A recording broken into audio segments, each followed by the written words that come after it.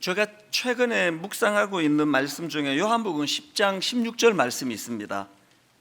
또 이 우리에 들지 아니한 다른 양들이 내게 있어 내가 인도하여야 할 터이니 그들도 내 음성을 듣고 한 무리가 되어 한 목자에게 있으리라.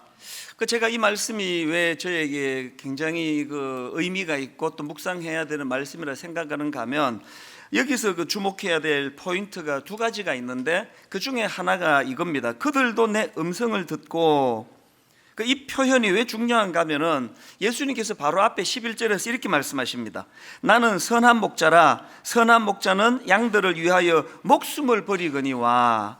또 14절에도 같은 내용이 나옵니다. 나는 선한 목자라. 나는 내 양을 알고 양도 나를 아는 것이 아버지께서 나를 아시고 내가 아버지를 아는 것 같으니 나는 양을 위하여 목숨을 버리노라. 또 그런가 하면은 이사야 53장 6절에 보니까 우리는 다 길 잃은 양처럼 제각기 잘못된 길로 갔으니, 이런 말씀들을 통해서 우리가 기억해야 될 핵심적인 내용이 뭐라고 생각하십니까? 우리는 그저 내버려두면 길 잃은 양과 같은 존재라는 거예요. 그저 내버려두면 길 잃고 혼미한 자리에 빠지는 양과 같은 존재이기 때문에 뭘 기억해야 됩니까? 이런 우리 인생을 불쌍히 여겨주시는 목자가 계시다는 거예요. 길 잃은 양에게 그 목자의 음성만큼 중요한 게 있겠습니까? 그렇기 때문에 여기 나오는 그들도 내 음성을 듣고, 이 말씀을 기억하면서 우리를 사랑하셔서 당신의 목숨을 걸고 우리를 구원해 주시는, 또 우리를 사랑하시는 그분이 있음을 인식하고 늘 그분의 음성을 우리가 사모하여야 된다는 이야기입니다. 이런 차원에서 저는 그들도 내 음성을 듣고, 이것이 참 중요하다고 생각하고요. 그런가 하면은 또 이 요한복음 10장 16절에서 기억해야 될 표현이 하나 더 나오는데, 한 무리가 되어라는 표현입니다. 16절을 다시 보십시오. 또 이 우리에 들지 아니한 다른 양들이 내게 있어 내가 인도하여야 할 터이니 그들도 내 음성을 듣고 한 무리가 되어 한 목자에게 있으리라. 세 번역으로 보니까 이렇습니다. 그들도 내 목소리를 들을 것이며 한 목자 아래에서 한 무리 양떼가 될 것이다. 그 앞에 나오는 그들도 내 음성을 듣고, 이게 목자 되시는 주님과 우리와의 관계를 설명한 것이라면, 그 다음 나오는 한 무리가 되어라는 이 말씀은 이 주님의 몸된 교회와의 이 연합의 중요성을 강조하는 거 아니겠습니까? 뭘 기억해야 되느냐?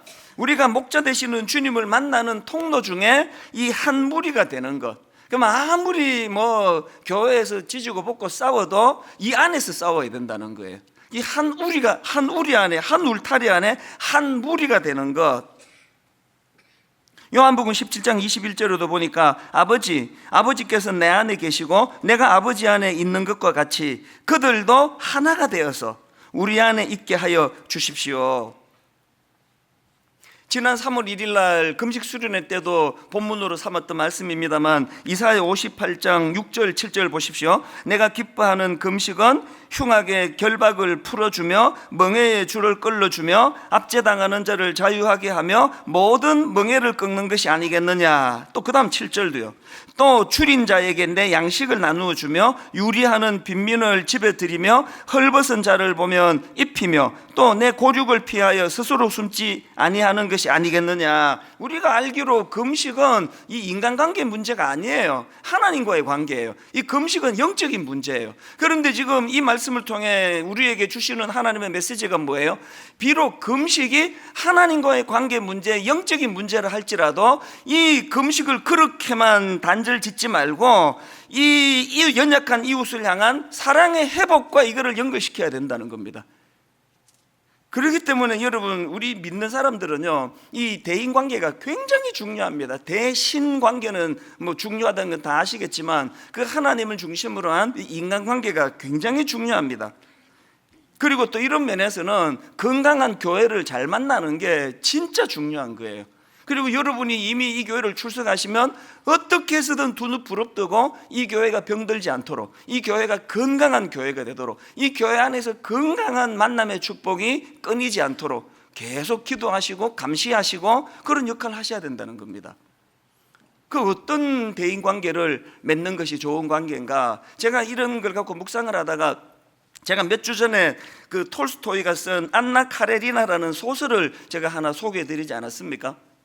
유부녀였던 여주인공 안나 카레리나가 기차역에서 젊은 브론스키 백작을 만나가지고 막 걷잡을 수 없는 사랑에 빠지는데요. 문제가 뭐냐? 막 너무나 몰두해가지고 뭐 남편도 버리고 자식도 버리고 그렇게 뜨겁고 열정적인 사랑에 빠졌는데 그 결말이 왜 자살이라는 끔찍한 비극으로 끝나느냐는 겁니다. 그 아름다운 남녀가 만나가지고 그렇게 막 온 열정을 다 쏟아붓는 그 순수한 사랑을 했는데 왜 그 사랑은 그렇게 자살이라는 비극으로 끝났느냐?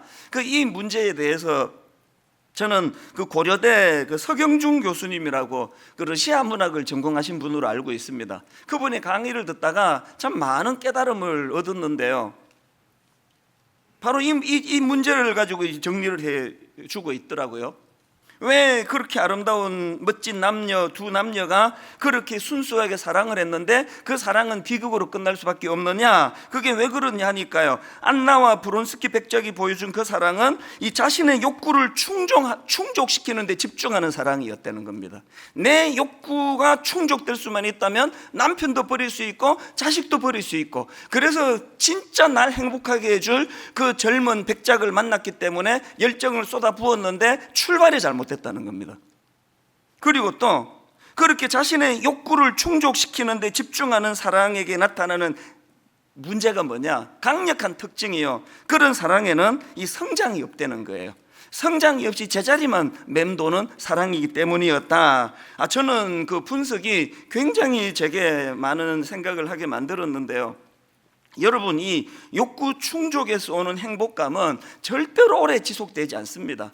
결혼 생활 해보신 분은 다 알지만 그 신혼 때 그 상대방으로 인해 가지고 그 미혼 때의 외로움의 문제가 다 해결이 되고 그 욕구가 다 채워져서 막 이게 막 꿈나라를 헤매는 것 같은 그 뜨거움은 오래 가지 않습니다. 그리고 또 오래 안 가는 게 정상이에요.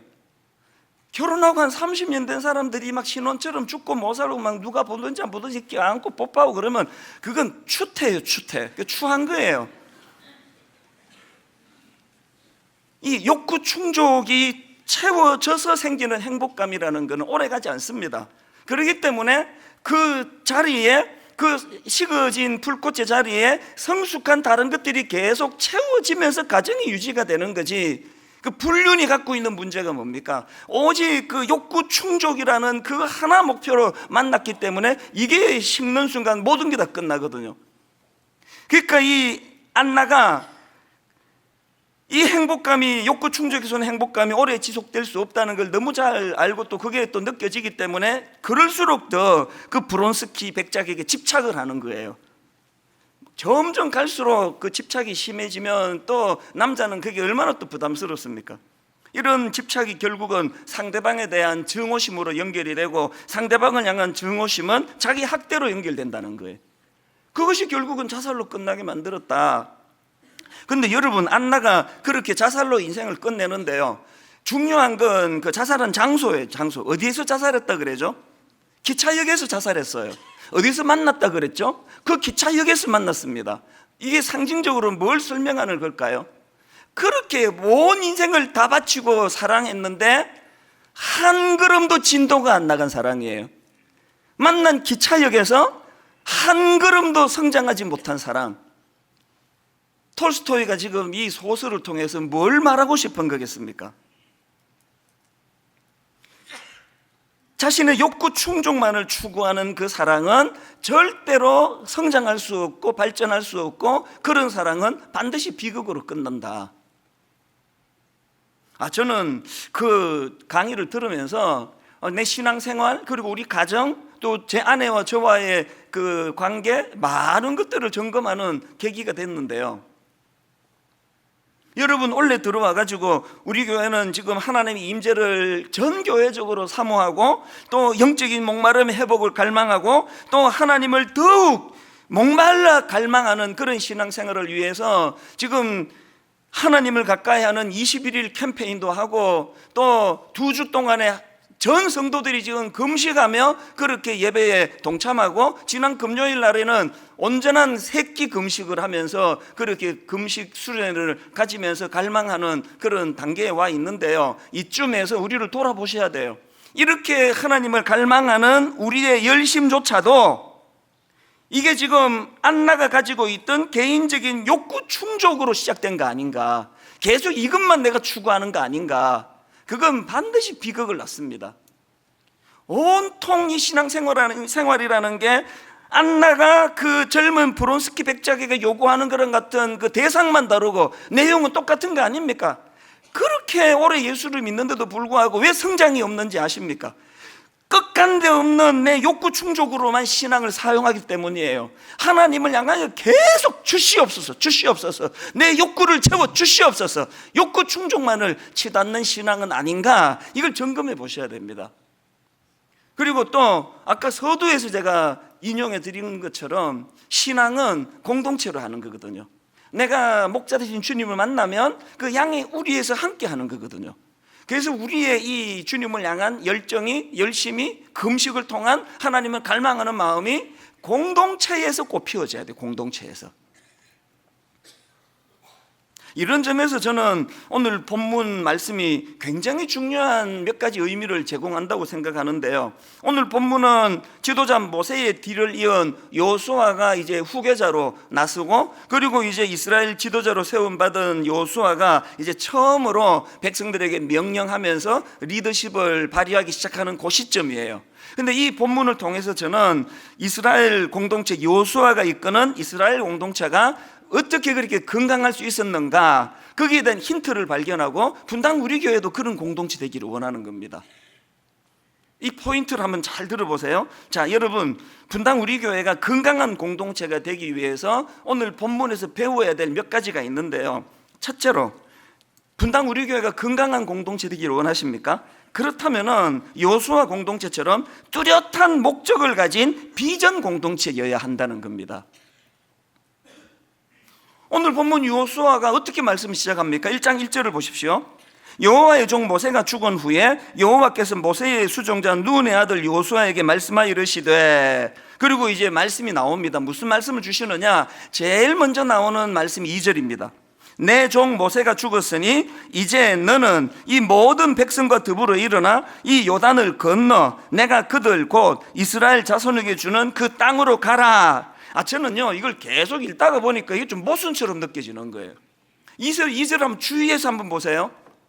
지금 이제 강력한 지도자 모세와 더불어 출발부터 같이 지금 그들과 같이 호흡을 했는데 그 강력한 지도가 죽었단 말이에요. 지도자가. 그럼 2절에서 이렇게 그 인과관계로 설명하려면 2절에서 이렇게 설명해야 되는 거 아닙니까? 내 종 모세가 죽었으니 이제 잠깐 쉬자, 이제 잠깐 여유를 가지면서 중단하고 행진을 중단하고 좀 전열을 가다듬자, 그래야 되는 거 아닙니까? 이제 인과관계가 이상하잖아요.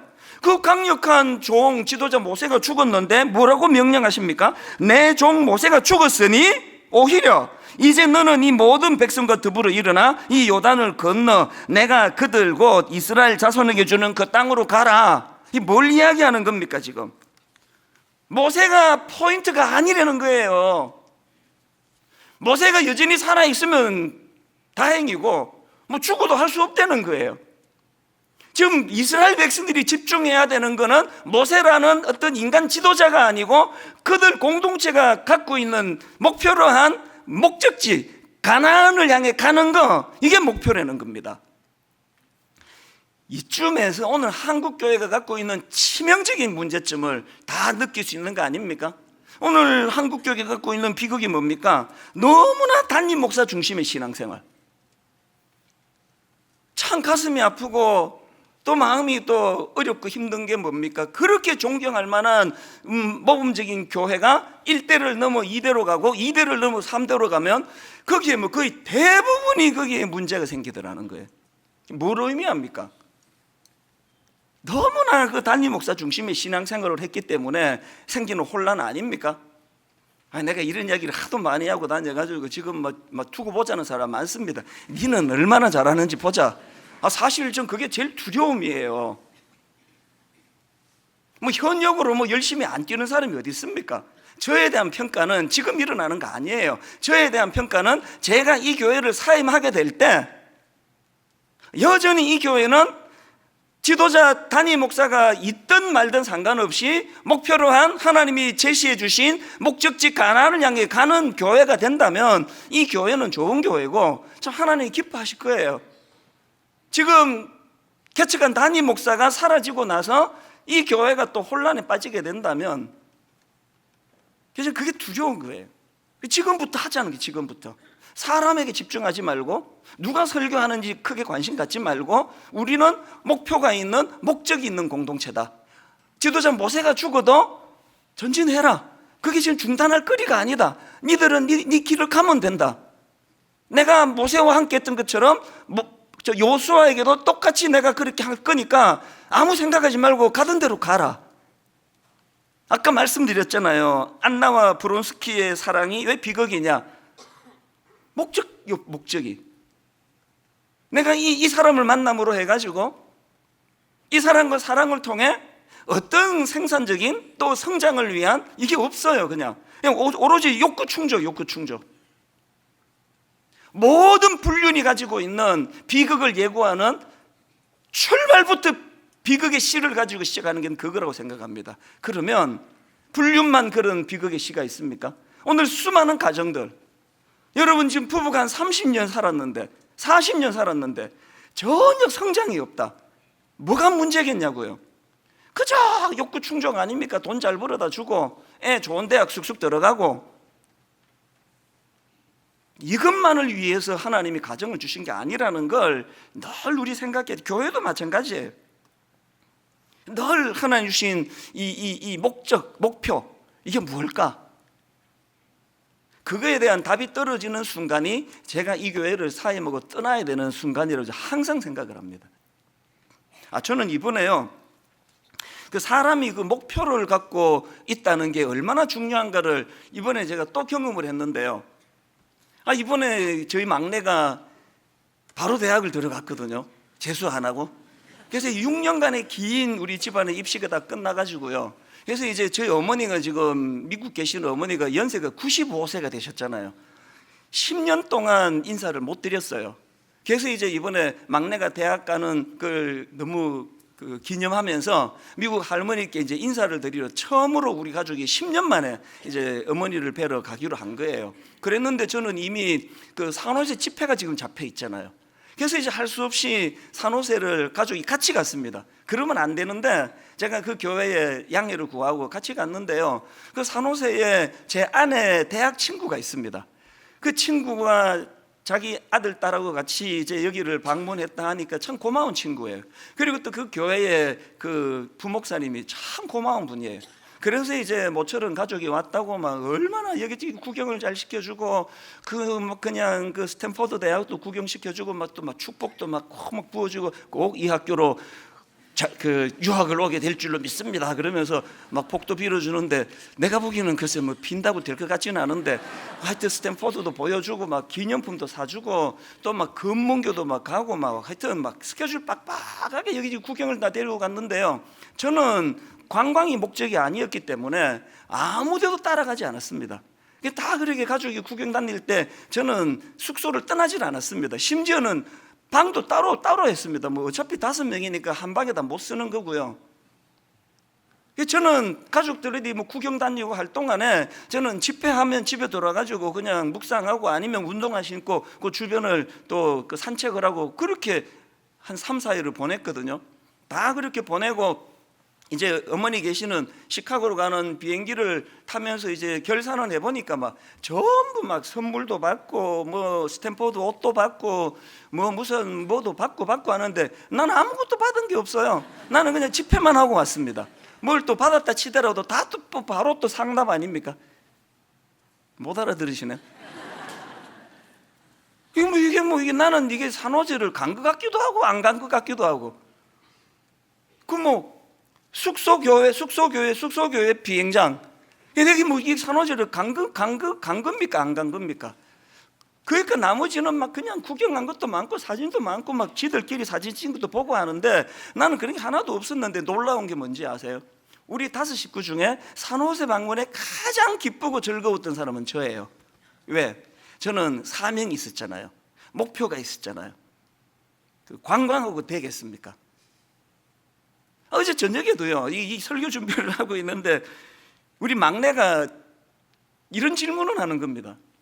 아빠는 뭐 취미 뭐 그런 거 없어요? 얘가 가만히 보니까요, 이 아버지가 재미 하나도 없이 사는 것 같거든요. 보니까 아침에 뭐 일어나기 전에 교회 가고 집에 오고 교회 가고 집에 오고 이것밖에 안 하고, 집에 오면은 또 저는 새벽에 여러분 한 2시 반 3시 일어나려고 그러면요, 밥 먹고 자야 돼요. 난 밥 먹고 바로 자요. 또 그 우리 아들이 보기에 야, 참 인생 정말 재미없이 산다, 그런 생각이 들었나 봐요. 그래서 묻더라고요. 이게 저는 설교 준비에 이제 또 몰두해야 되기 때문에 깊이 대화를 못 나눴는데, 저는 오늘 저녁에 가면 내 이야기를 꼭 하려고 그래요. 너 아빠가 그렇게 재미없어 보이냐? 나만큼만 재밌게 살아봐라 나중에. 그러면 네 성공이다. 나 진짜 그렇게 얘기할 거예요. 우리 아들이 잘 봤습니다. 뭐 취미도 없고 뭐 노는 거 별로 없고요. 뭐 유일하게 이제 영화 한 번씩 보는 거, 그거 말고는 아무 오락이 저는 없어요. 그리고 우리는 뭐 저는 초저녁에 자고 우리 집사람은 또 늦게 일어나고 이러니까 부부간에 대화도 별로 없습니다. 우리는 뭐 그렇게 오래 사는데 또 뭘 그렇게 또 뭐 신혼처럼 대화할 건 뭐 있습니까? 할 얘기도 없고, 할 말 있으면 전화를 해요 그냥. 이 겉보기에 이게 뭐 무슨 재미로 사나 싶지만요, 저는 우리 아들 딸이 저만큼만 행복하게 살았으면 좋겠습니다. 이 목적이 있고 목표가 있는 사람이 누리는 행복이거든요. 그러면 분당 우리 교회가 가져야 될 목표, 그리고 우리 교회 그 구역 모임인 다락방이 가져야 될 목표가 뭡니까? 저는 에베소 4장 13절이요. 뭐 우리가 다 하나님의 아들을 믿는 것과 아는 일에 하나가 돼요. 어떤 목표를 갖고 있느냐? 온전한 사람을 이루어 그리스도의 장성한 분량이 충만한 데까지 이르리니.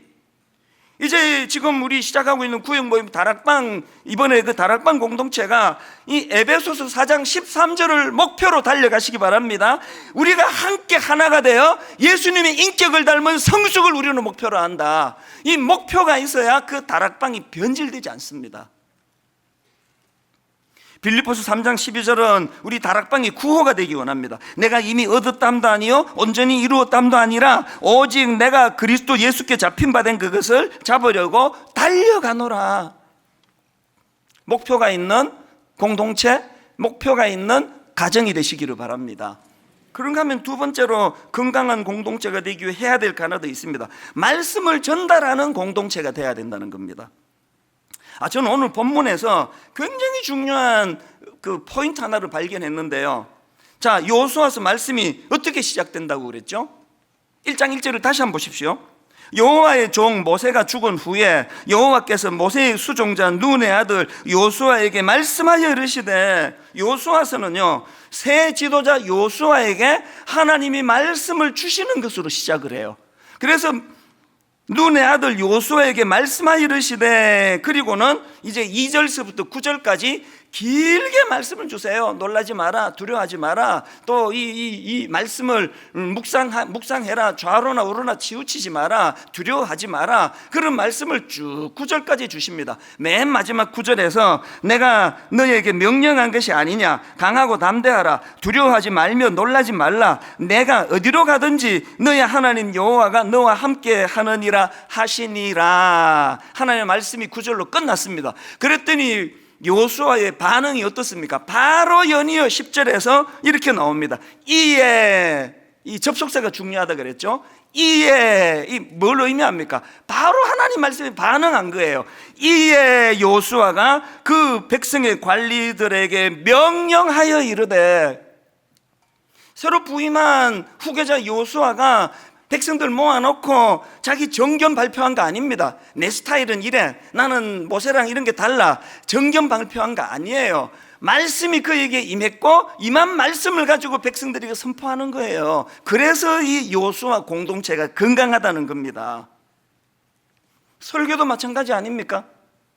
제가 설교 준비 다 끝나면 최종적으로 이제 그 성경 구절만 추려가지고 방송실로 토스를 해줘요.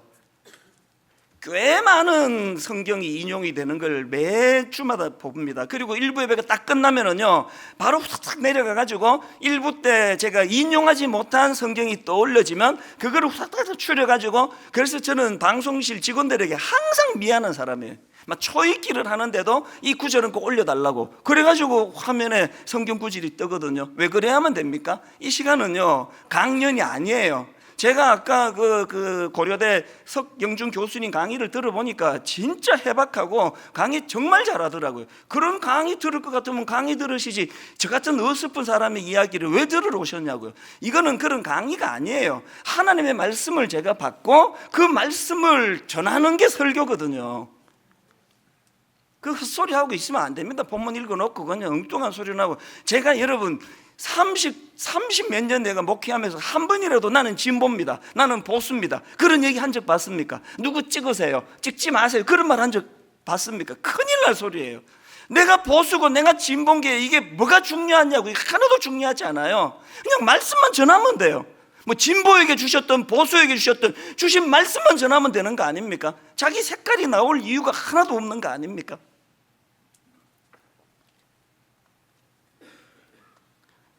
다락방 모임도 마찬가지예요. 다락방에서 뭐 모임할 때 복잡한 거 없습니다. 주신 말씀을 가지고. 우리 순장님들 위해서 기도 많이 해야 돼요. 요수아가 오늘 여러분 그 설교 제목이, 오늘 설교 제목이 홀로 서기 그리고 함께 걷기. 뭘로 의미합니까? 요수아 1장 1절부터 9절까지 요수아가 하나님 앞에 단독자로서 주시는 말씀을 받은 게 있었기 때문에 10절서부터 그 백성을 이끌고 갈 명령이 나오고 말씀이 있는 거 아닙니까? 말씀을 받은 게 없는데 어떻게 그들에게 명령할 수 있느냐고요. 이 순장님들, 지도자들, 우리 목회자들은 주중에 많이 묵상해야 돼요. 부부간에 대화 좀 손해보더라도 새벽에 일찍 일어나 하나님 앞에 독대하고 대화하는 홀로서기가 필요합니다. 홀로서기가 충분히 이루어진 사람이, 그 사람이 할 수 있는 게 함께 걷기예요. 그 설교 제목이 내가 정했지만 흡족합니다. 홀로서기, 함께 걷기. 다락방은 가보세요. 홀로서기 없이 다락방 가면요 그 한 달을 못 나가요. 제가 지금요 분당을 개척하고 17년째, 지금 18년째 다락방을 개편하는 걸 참여하고 또 지도하는데요, 근데 진짜 하나님의 솜씨가 놀라워요. 이게 컴퓨터도 그렇게 못할 거예요. 꼭 다락방에 이상한 사람 하나씩을 어떻게 자로재는데 하나씩 배정을 해요. 이제 한번 들어가 보세요. 진짜 맛이 간 사람 하나씩 딱딱딱 배정이 돼요. 이야, 이게 정말 의도적으로 한 거 아닌데요, 기가 막힙니다. 이번 그 구형 모임에 가서 한번 쓱 둘러보세요. 반드시 하나 있습니다. 봤는데 아무도 없다. 그럼 자기예요, 자기. 이게 아무도 없으니 내가 마셔갔구나. 조심하시면 돼요. 하나님 왜 이렇게 일하시느냐고요? 하나님은요 내 인격을 다듬을 수 있는 조교로 그 이상한 사람 하나를 배정해 줘. 그래서 어떻게 해요? 내 인격으로 상대하면 100% 관계 깨져요. 말씀 한번 묵상하고 그 사람 대하고, 말씀 한번 묵상하고 그 사람 용서하고, 말씀 한번 묵상하고 그 사람을 사랑하고, 이 훈련으로 그렇게 보내준 거예요. 저는 여러분이 요수아 1장 1절부터 9절까지 하나님 앞에서의 단독자로서는 이 말씀을 하나님 앞에 사모하는 요수아의 모습을 배우실 뿐만 아니라 그 배운 말씀을 가지고 이 관계에 이게 적용이 돼서 내 인격으로 대하는 인간관계가 아니라 주신 말씀으로 상대방을 잘 섬기는 그런 우리 교회, 또 그런 다락방 되시기를 바랍니다. 건강한 공동체가 되기 위해서 세 번째가 있는데요, 12절을 보시겠습니까?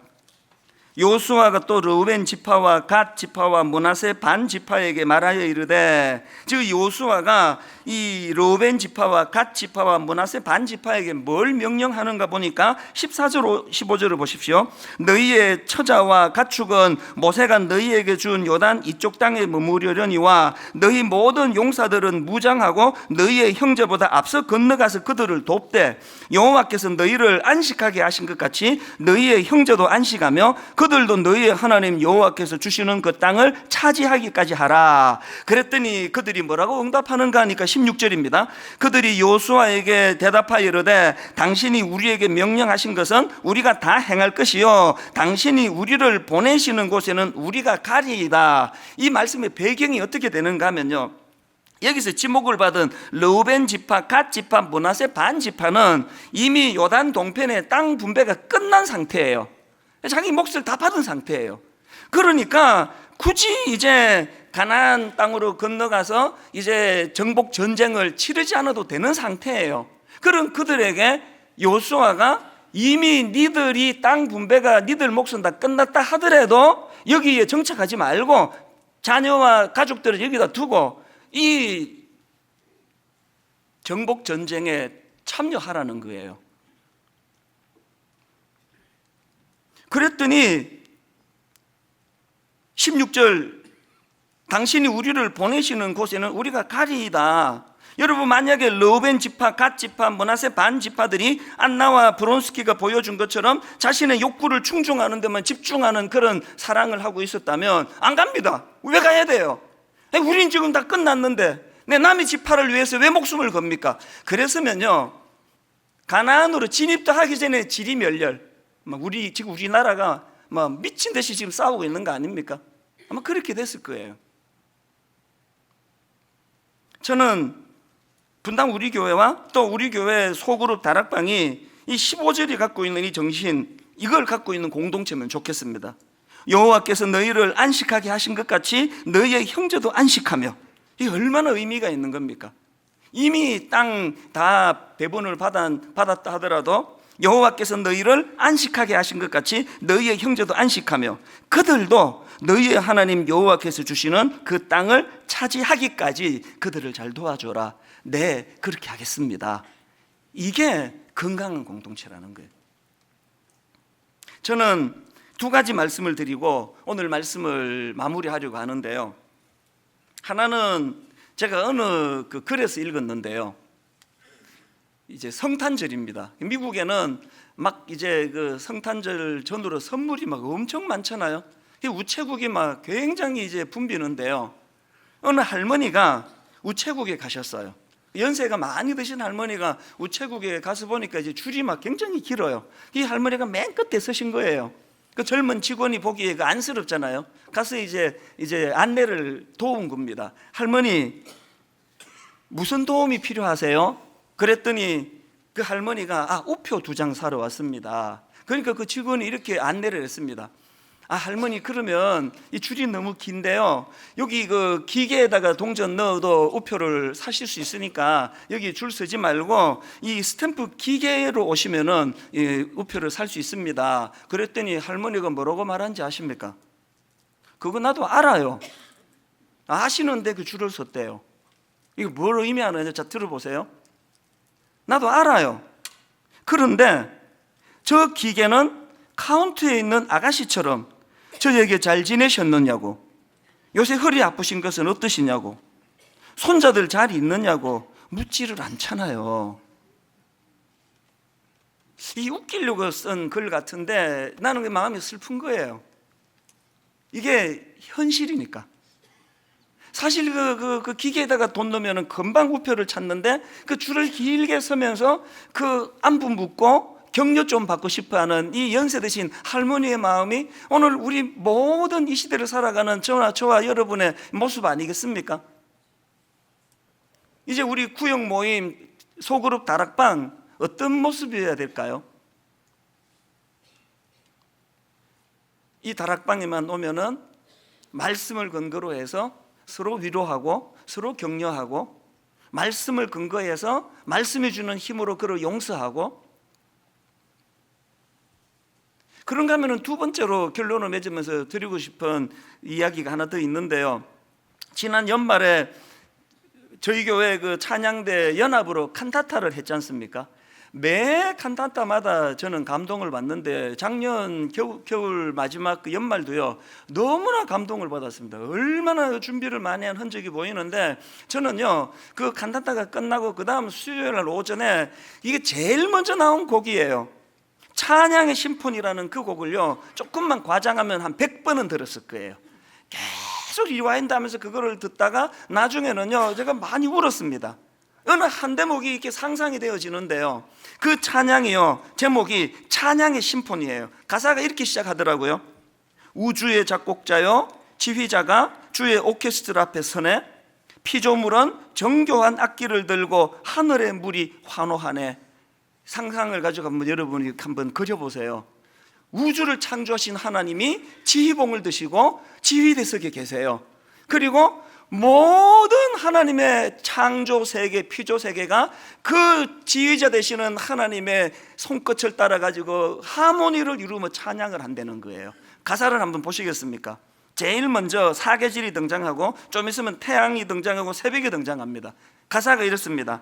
찬란한 사계절 박자를 알리네. 주님 신호에 태양 새벽 나팔 부네. 회오리 바람 힘차게 불어와 지휘봉에 맞춰 몰아치네. 파도가 나옵니다. 대양의 파도가 해안을 두들기고 은하수 춤추며 회전하네. 거칠은 박자로 빗방울 떨어지네. 천둥과 번개도 손뼉치네. 심포니로 찬양, 주님께서 지휘하시네. 크고 작은 만물들 모두 소리 높여 심포니로 찬양해. 하나님의 영광 우주에 가득 넘치네. 모든 피조물도 함께 선포하네. 내가 이 찬양을 계속해서 듣다가 막 그렇게 감정이 격해지는 거예요. 두 가지 때문에. 여러분, 모든 이 피조 세계가 창조주 되시는 하나님의 손끝으로 함께 찬양하고 심포니를 이루고 조화를 이루고 있는 것, 그 모습이 너무 아름다워가지고, 그러고 제가 보니까 빗방울조차도, 파도 소리조차도 심포니 지휘자 되시는 그분에 의해서 움직여지고 있는데, 제가 울었던 두 번째 이유, 피조 세계 가운데 유일하게 불협화음을 내는 존재, 인간들, 하나님에 대하여 끝간데 없이 반항하고, 내가 왜 그렇게 해야 되는데요? 왜 내 당신 시키는 대로 해야 되는데요?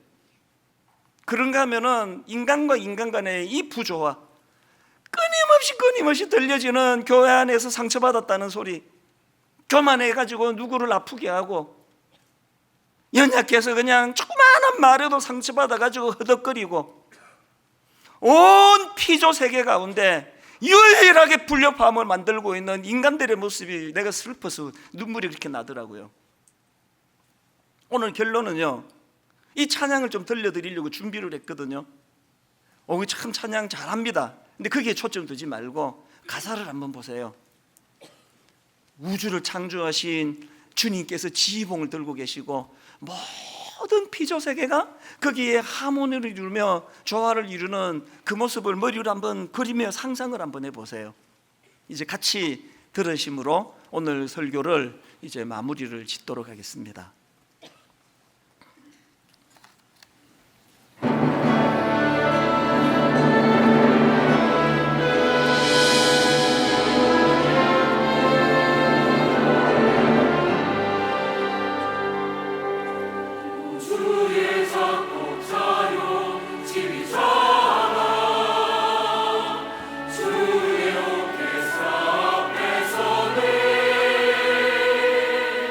이 종은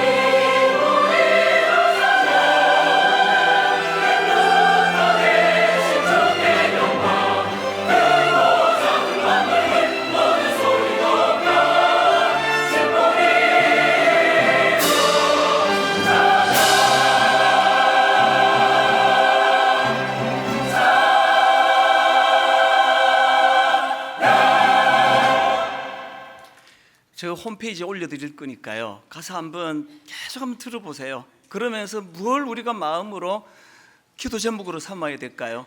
아버지, 저도 저 피조 세계가 그렇게 조화를 이루는 것처럼 제가 하나님 앞에 만나는 사람들과의 관계 속에서 하모니를 이루는 인생 되기 원합니다. 상대방이 이쁘고 사랑스러워서 다가가는 거 아니에요.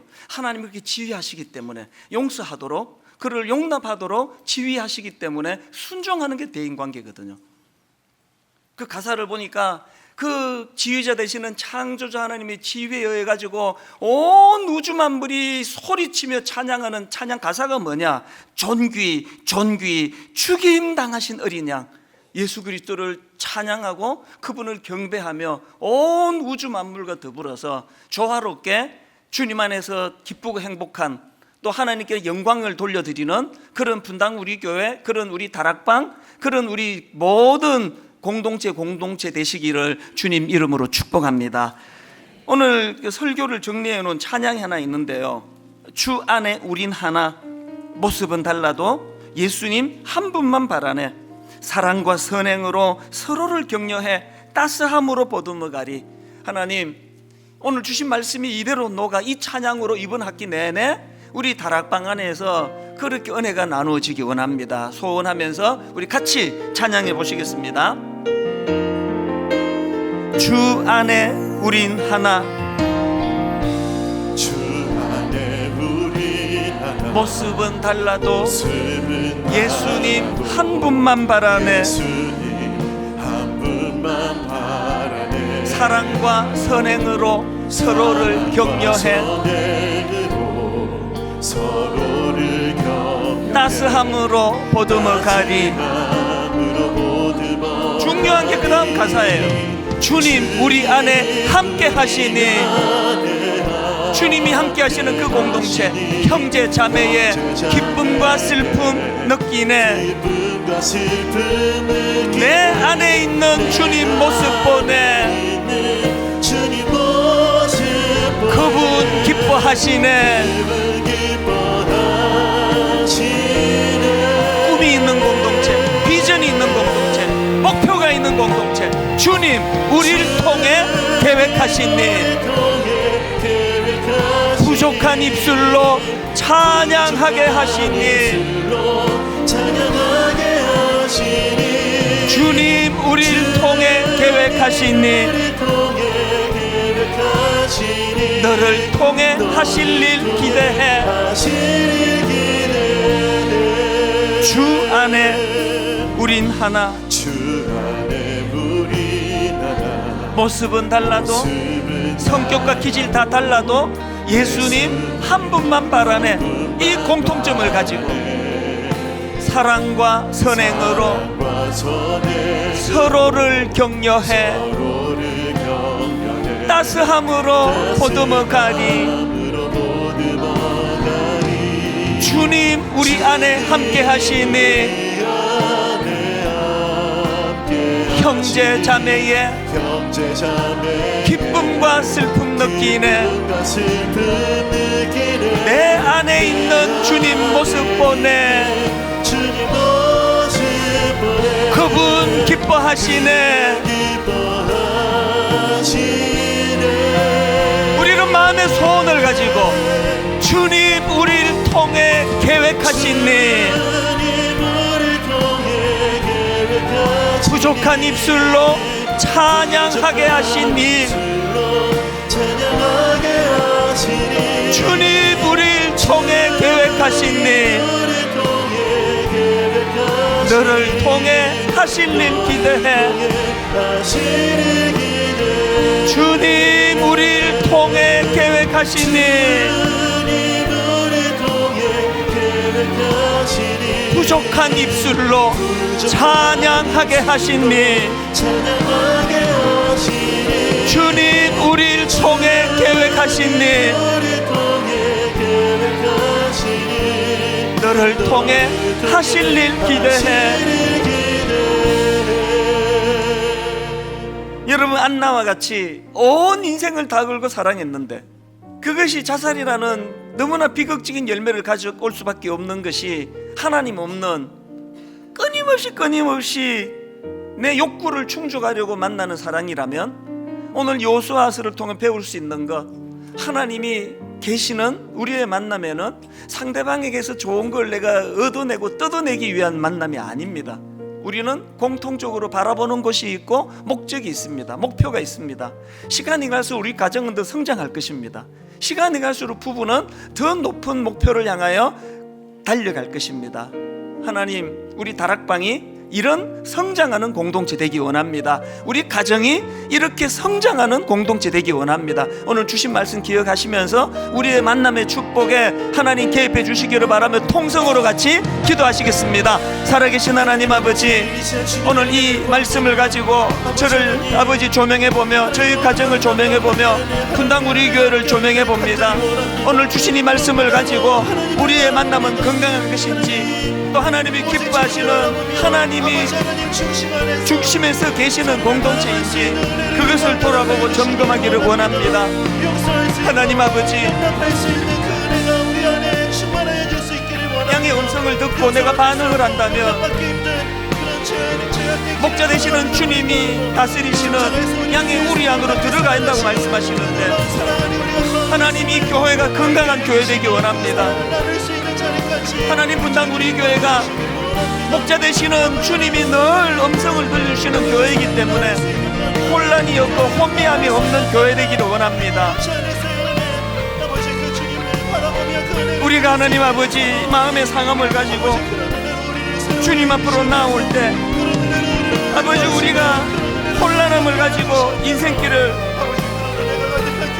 안타까운 마음으로 걸어갈 때 주님이 목자의 음성이 들려지는 인생이 되어서 하나님 아버지 늘 그분 앞에 인도함을 받고 또 우리 만남의 축복을 같이 누리고 기뻐하며 그렇게 주님의 아름다운 인도하심이 있는 공동체가 되게 하여 주시옵소서. 아버지 하나님, 그런 인도하심 가운데 있기를 원합니다. 아버지 붙잡아주시고 하나님 사랑하고 은혜 안에서 우리를 주시옵소서. 자신의 욕구를 충족시키는데 집중하는 사랑은 성장이 없고, 그런 사랑은 반드시 그 끝이 비극으로 끝나게 된다는 사실을 두렵게 경고로 받습니다. 우리의 신앙생활조차도 끝간데 없는 우리의 어떤 탐욕과 욕구를 하나님으로부터 요구하고 그것을 충족시켜 달라고 갈망하는 그런 공동체가 아니라, 오히려 우리는 이미 확보된 그 지파에게 주신 은혜가 이미 땅 배분이 다 끝났음에도 불구하고 형제를 도우려고 내가 누렸던 그 하나님의 은혜와 긍휼하심을 저들도 다 누릴 때까지 손해보고 희생하며 그렇게 꿈을 나누는 그곳에 하나님의 인도하심이 살아 역사하는 줄로 믿습니다. 우리 가정이 그런 가정이 되게 하여 주시옵소서. 우리 교회가 그런 교회 되게 하여 주시옵소서. 이번 학기 다락방이 이곳저곳에서 이 은혜의 기쁨을 나누는 아름다운 공동체 되게 하여 주시옵소서. 인도해 주심을 감사드리옵고 예수님 이름으로 기도드립니다. 아멘. 이제 우리 자리에서 일어나셔서 찬송가 359장 말씀을 기억하시며 우리 목표를 갖고 꿈을 가지고 우리 손뼉 치면서 우리 1절 찬양하시겠습니다. 천성을 향해 가는 성도들아, 앞길의 장애를 두려 말아라. 성령이 너를 인도하시리니 왜 지체를 하고 있느냐. 앞으로 천성을 향해 나가세. 천성들만 바라고 나가세. 모든 천사 너희를 영접하러 문 앞에